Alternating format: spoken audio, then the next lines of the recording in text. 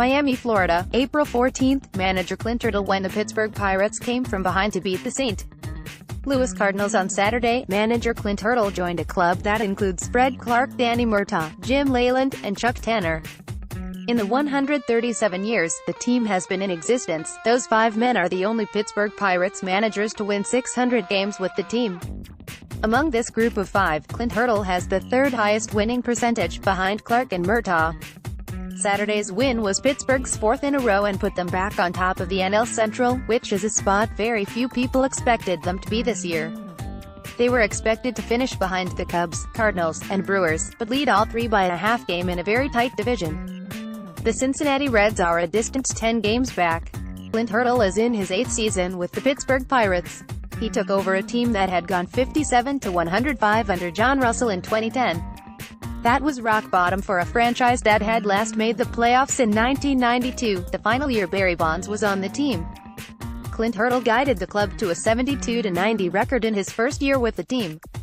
He went 79-83 the next year, then finally got the monkey off their backs when they made the playoffs with a 94-68 record.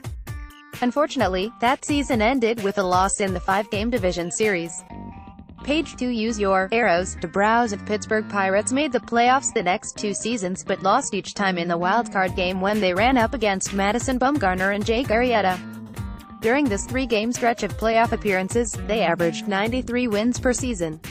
Clint Hurdle was named the NL Manager of the Year in 2013. He finished 2nd in 2014 and 4th in 2015. It's always hard to know how much a manager is responsible for a team's success.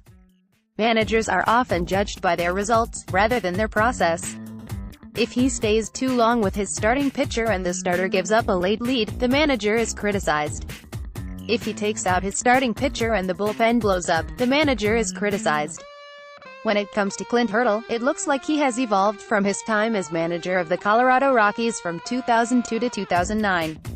During his time with the Rockies, he was known as a manager who embraced advanced statistical analysis. Despite managing a team that played half its games in the best hitters park in baseball, Hurdle used the sacrifice bunt way more than was remotely reasonable.